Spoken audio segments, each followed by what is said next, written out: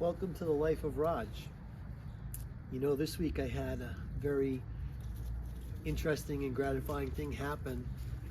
I had an old friend give me a call, a friend from the military, someone that I hadn't seen since around 1988. We were stationed together on active duty, and we've stayed in touch over the years, but we haven't really seen each other. And he happened to be coming through the area. He's from New York, I'm from Massachusetts. He said, hey, I'm going to be passing through. Why don't we get together for lunch? So within one day's notice, we pulled it together, and we actually had a really good time. It was great catching up and spending some time together. So I was able to record some of our time together, and I made a little movie out of it, and I'm going to play it for you now. I hope you like it. So I'm very excited today. I got some great news yesterday. A friend of mine who I was stationed with active duty in the Air Force back in 1985 is in the area, and he's coming to visit me today. I'm super excited. We haven't seen each other in 38 years. I can't imagine that.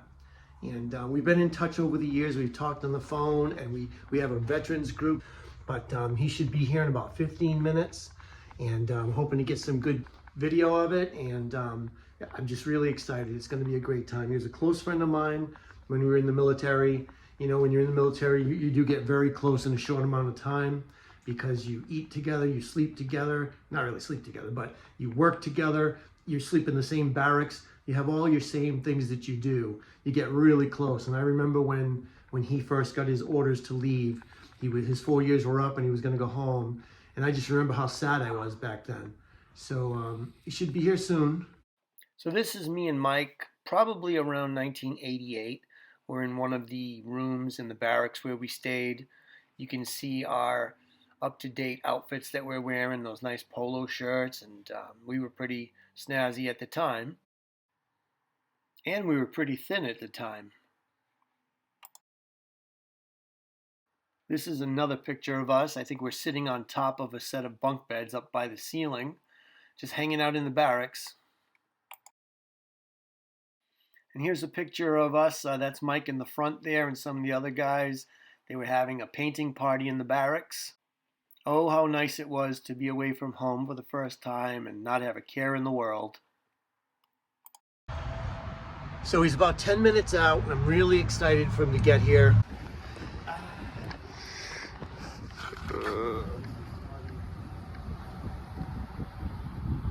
Here he is, guys. The Michael McIntyre from Catskill, New York. What the heck? Oh my goodness. Such filth.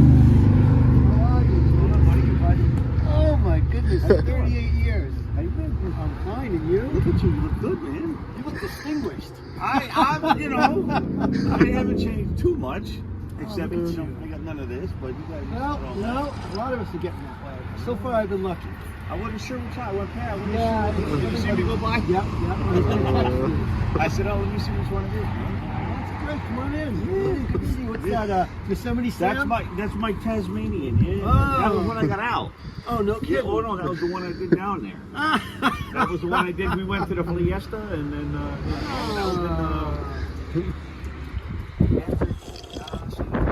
This is my son David. David, this is my friend Mike. David, nice to meet you. How are you? Nice to meet you. I'm Good. How old is he? 23. 23. Yeah. He's on the 17th.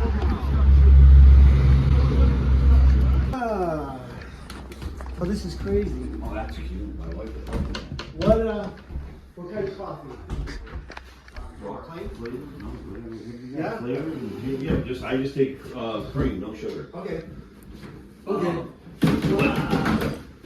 There was so much traffic, all coming down one.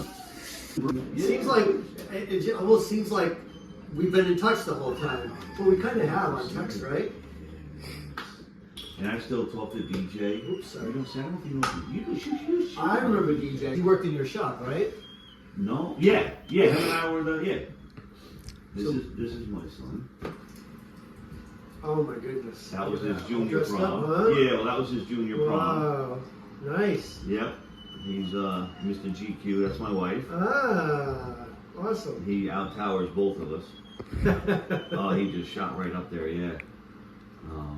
So you have one son? I have one. Yep. That's great. Yeah. We saw Bruce Springsteen there with Andrews and Lusko and AWOL. Andrews could get you in anywhere. Ah, he was a character. AWOL passed away. He did? Yeah, in a fire or something, a house fire or something. Or something. Yeah, you know Lusco. Yeah. Lusco, Todd, and Andrew, they were the freaking Three Musketeers. Oh, yeah, I know Lesko. He was my roommate for a while. I don't know what happened to him. Yeah, no, you know. He stayed in Florida. I went back a few years later, and he was down there doing something. He might have been working at the base as a civilian, but he was racing cars and stuff down He there. must have been like Campy. Campy was down there too. Campy's still there. Oh, I saw okay. him on Facebook. Ah, Jim Campy, the civilian Jim Campy. Yeah. He took me out one day with the racing. We went out one day to Miami yeah? and saw the we had a good day. Yeah, that was pretty cool. Jim was a cool guy, man. I see him on Facebook. You remember this kid, Eddie, that came along? He might have been in your shop when they made him go up to the alligator. Was he in your shop? This little, or maybe you were gone by then. This kid, Eddie, came in, right? And we called him the kid. He was like 1 year younger than us, but we were there for a while, right? So they tell Eddie, they say, Eddie, I don't know if you remember on the side of the flight line, there used to be this gigantic alligator that would sun himself. So Eddie gets there, the new kid, and they said, Eddie, coolest thing in the world is a dead alligator on the side of the thing. What we used to do, but we sold all ours, is you go and you pull one of his teeth out, and you can make the coolest necklace out of it, and the girls will love you. He said, yeah? They said, yeah, come on. So they give him a pair of vice grips, and they go out to the site, and he says, you guys are crazy. They said, no, he's dead. He's been sitting there for weeks. They said, are you sure? They said, yeah, go ahead. So he takes a few steps, and he thinks, no way. Well, let me check. So he starts throwing some rocks at the alligator. The alligator doesn't move. He goes a little closer, throws some more rocks at the alligator. Doesn't move. They're all in the truck. And go ahead, Eddie. Go ahead. Now these are stupid things you do when you're a kid. Could you I imagine? have no idea. What if we this did, thing ate him? Right? He gets right there on the alligator, and he says to himself, "Before I open his mouth, I got to be sure." So he picks up a good-sized rock. Oh my God. And he dumps it on the alligator's head, and that alligator went, and he dropped the vice scripts. Oh. All the guys in the truck are laughing, and it was funny back then, but I think about it now. What would they have done if Eddie got eaten by an alligator? The stuff we did as kids, you know? Yeah. Well, '86, when freaking me and Tony, when we lit up when the Mets won the World Series. And Oh yeah, you guys were all banging on my door because they played the Red Sox. we The Bill Buckner play. and we were shooting bottle rockets out of the bathroom window, out of Jimmy's bathroom, and mine and Tony, we were shooting bottle, and all of a sudden we go down for the peace game. Yeah? Tony takes off, man. I'm standing there like this. There I was going, okay, there we go. Like, what are you doing? Oh, that's one. And I'm like, yeah, well, you can't be throwing bottle rockets out of a window. I'm like, well, I had to see the commander the next day. And, because I was, we were pretty sharp, you know what I mean? I always had my, DJ taught me well, shine my shoes, and I had my crease in the back of, I was always look good. Yeah. And I walked into I remember you used to iron your pants before we went out to the club. I used to iron. Only guy I ever knew that ironed his jeans. You were sharp. I walked into the commander's office. I was like 8 o'clock in the morning, whatever it was, and he just looked at me. He said, McIntyre. He said, if you didn't look the way you did, he said, I'd have you in the brig, man. I said, I hear you. He said, what'd you do? I said, well, I told him. He said, get out. Just get out. I was like, no problem. That's how it was back then, you know? Yeah. It's a little different now. He was cool. That commander was cool. He used to throw parties every Friday. The one, I forgot who it was, a little short Italian guy. Yeah. Who was it that shot the gun, the 357? Was it Tony? He was in Harry's. Remember Harriman, Christopher Harriman? Chris Harriman. I looked for him. I couldn't find him either. I can't find him either. He had a gun in his dorm room. 357. Jimmy. Stuff we used to do. Yeah. And somebody was playing with it. And we heard boom! It shot through the block wall. And I don't know if it came out the other side or what. We came down. What happened? What happened? And they were like trying to hide the gun because. Oh, my trailer. Tony and I, we had the trailer. You remember that? We lived Oh off base. yeah. We lived off base. We got kicked out. The love shot. It was so bad. We were the youngest ones there because it was an old retirement trailer park. But we got such a good deal. It was like $600 for, if even, for $500 a month or That's something. right, you Tony and I guys were moved like, out of we'll the get it. barracks. And I'll never forget every Saturday morning, Vito and Oh, Vito. used to come over like, oh, we're gonna chill today. Yeah, you're just relax today. Boom, boom, boom, 7 o'clock in the morning with freaking 2 cases of beer. Man. I'm like, oh, I'm like, Vito, man, it's freaking 8 o'clock in the morning, man, you can't go, we're gonna get kicked out of here. Ah, these old people. And we were only allowed like 2 spots, 2 parking spots. We had a party there with everybody. They must have loved you. Oh yeah, no, that was it. Finally, they came and they're like, "You guys gotta go. You guys gotta get out of here." Back to the dorm we went. I was man. wondering why you came back, yeah. Back to the dorm we went, man. Oh, boy, Were you with us when we got thrown out of the mall because we had the squirt guns? Back then, all they had for a squirt gun was those little hand, yeah. In the 80s, they came out with an Uzi squirt gun. And the handle was that you put the water in the magazine and then it went up into the handle. Okay. And it was state of the art. Now they got these super The soakers big super and stuff. soakers, yeah. We all went to the mall and we bought these things, right? I think so, We went to the bathroom and filled them. We went around the whole mall, Yeah, I think, right? we were hiding in clothes just, racks, in and out of we were just freaking going berserk. And the security came and got us and they said, you guys got to get out of the mall. And Ricky said, all right, we'll go put these in the car and come back. He said, no, you're not coming back.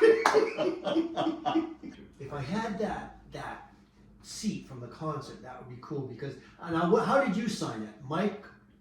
Oh. I don't know where I just left from 20 minutes ago. You're going to ask me how I signed the seat 40 years You ago. signed it Mike McIntyre. And then Rob the Crab was on there for Crabtree. And I still joke about this now. I call myself R5. Rippin', roaring, rare, and ravishing. You gave me that nickname. Yeah, ripping, roaring, Yeah. rare, and raging, ravishing, ravishing. Yeah, man. Yeah. And then Yeah. I don't know who else signed it because we took that from a concert. We were standing on the chairs and on the way back we said, let's take I this. remember the seat. How did yeah. we get that out of there? I remember that seat though. Yeah, I remember that seat. That would be something if you still had that. Yeah. I'll have to ask if it's up there. I'll call my daughter and see if it's That would be something if you still had that. And the other one that you used to tell me, that's I say it every now and then it comes to mind. So you're the guy that told the guy to get you. I think I said it to my son once. He's like, wait, what? And I'm like, so you're the guy that told the guy when I was the guy that gave the guy a punch in the eye. I'm like, yeah, that's what Roger. Remember the time we went to Six Flags? Six Flags was new back then. They didn't have places everywhere. No. They had one in Florida. And we walked around talking to girls the whole time, and you said you lost your shoe. And you're walking around with a shoe in your hand. We were trying to meet girls. So you'd walk up to strangers and say, have you seen a shoe like this? I lost my shoe. You guys were all over the park doing that. I gotta send you that picture. It's a picture of us down at the. Oh yeah. We're all lined up. I had the long black hair. We carried the what you call it? Oh, we had the poster of Elvira. Yes. Oh, I had that picture. I had some of those too. All right, yeah. I had that picture. That was we were all went down to Fantasy Fest in Key West. with yes. Yeah. Tom, me, was you, there. Ford. We were supposed to We're in a sleep in a tent, and it was raining. I woke up in this much of water, man. I was sitting there We were freezing. freezing. Then we had to go home Yeah. in the back of the truck. Down 95, going back up to the base. I'm sitting in the freaking back of the pickup truck, man. I'm like, this is no way. Best rides down there in the back of the truck. I did that several 7 times. Mile the back Bridge, of the man. truck. Yeah. I can't wait to get home, man. So for the next half hour or so, we drove around in my car around town. I showed Mike the ocean, how close we lived to the water, and we talked about numerous things. We talked about our lives. We talked about our families. We talked about our jobs. It was interesting to catch up and to hear the similarities and the differences that we had and the things we had gone through. It was nice to hold an intelligent conversation with another adult who had life experiences that we could talk about. This was a far cry from the conversations we used to have when we were 18 years old and hadn't really experienced anything yet in life. We got to this point where we were talking about our homes and the cost to own a home and the taxes involved, and I got a real kick out of this part. You just spend it somewhere else. If you don't mind, what are your taxes here? What are you? You know, it's probably 36, 38. 100? In that area, I pay $16,500. What? 1,600? What? Keep going there, buddy. No, sir. 16,000? Roger. My taxes are $16,000 a year, bro. What? Yeah, man. Yeah. How can that even be? Yeah. How can you afford why to do you think live? why do you think I'm trying? I can't retire. What? I never heard of such a thing. I'll show you. 16.5. The property is 5,500, and the school tax and town is 11.5. We only have one. It's just I have two. That's like a second mortgage payment. 16.5, bro. That's my taxes. Okay, here we are, taking Mike to Gene's Famous Seafood in Fairhaven, Massachusetts. Okay, so we're eating good here today. Max trying some seafood. Look at that. He's got the shrimp, I've got the fried clams. And just like that, our visit was coming to an end. Time had gone by so quickly, but it was time for us to part ways. All right. All right, It's good to see you, Mike. Roger.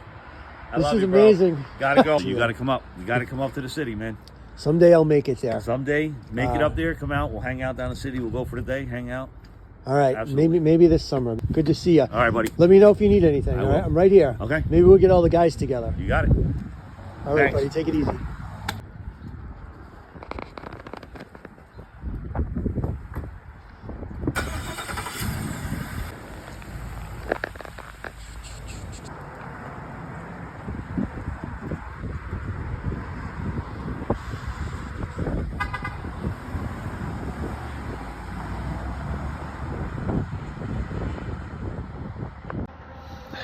And that's it, folks. My friend Mike McIntyre, 38 years. It was great to see him again. You know, in a way, I feel sad now like I did 38 years ago when he left. I was pretty sad back then, but I feel it's hard to explain. When you make friends in the military, you're friends for life. And I'm hoping to go to New York and see him one day. It took 38 years for him to get down here, so I guess it's my turn.